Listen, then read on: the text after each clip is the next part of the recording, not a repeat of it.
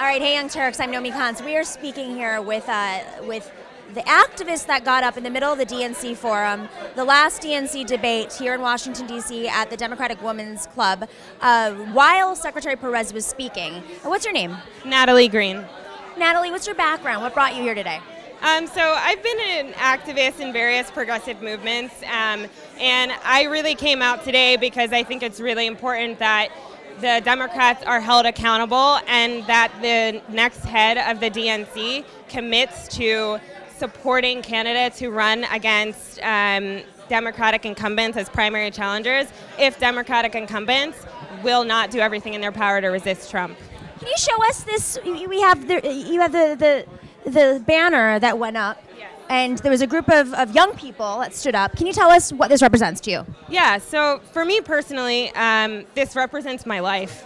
I'm a survivor of sexual assault, and I never told my story publicly until Donald Trump ran for president and I heard the Access Hollywood tapes. And I think that ever since he was elected, we see the types of people he's surrounding himself with. Steve Bannon, Jeff Sessions, these are white supremacists who are in the White House, and we need a Democratic Party that is willing to be the opposition party.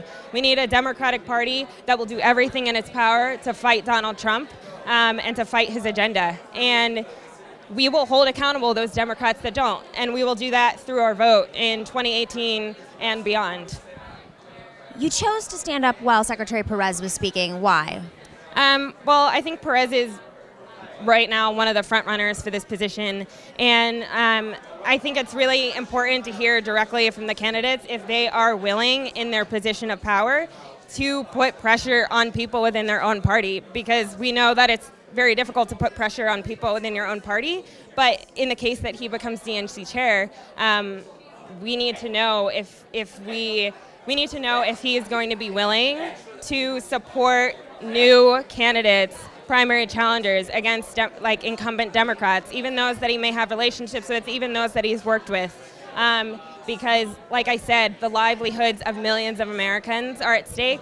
I genuinely think that the existence of our democracy is at stake, and so we need a chair who's willing to stand up for our communities no matter what happens.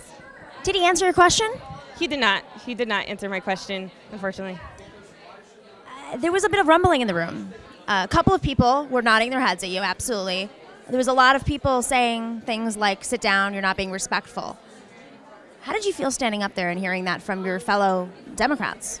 I mean, I was definitely nervous, and this is my first time doing an action like this, but I also genuinely believe that what I was asking is a legitimate question, because we see millions of Americans who've been taking to the streets, whether we're talking about the Women's March, town halls, airports. There are millions of people who are really calling on Democrats to be that opposition party.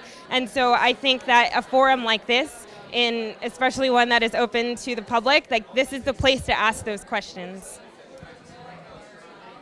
As a Democrat, standing there, hearing those types of responses, what kind of faith does that give you in the future of this party, knowing that they can complement this type of behavior when it's in opposition to Republicans on the streets, but tell you to sit down and be respectful when you're in their house?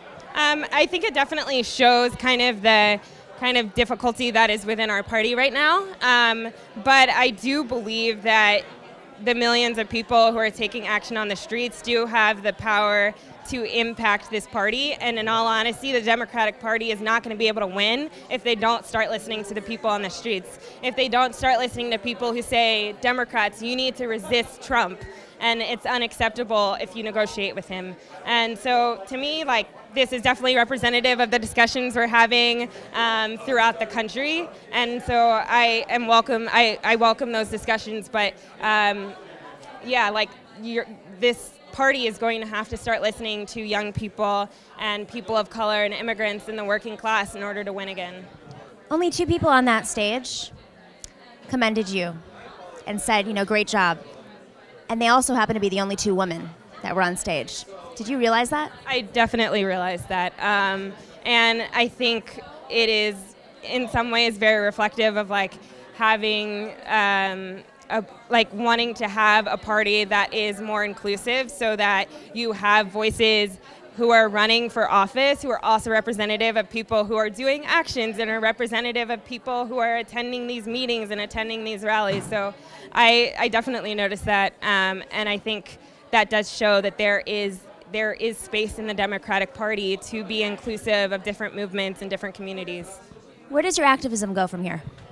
So I think right now it's really about doing everything we can to resist Trump and to resist his agenda, and also preparing for the upcoming elections and making sure that we hold Democrats accountable, and that those who have not done everything they can to resist Trump, that there will be primary challengers against them, and we will support those primary challengers. Will you ever run for office? I'm not thinking about that right now. No time soon. Maybe one day. Who knows? Thank you.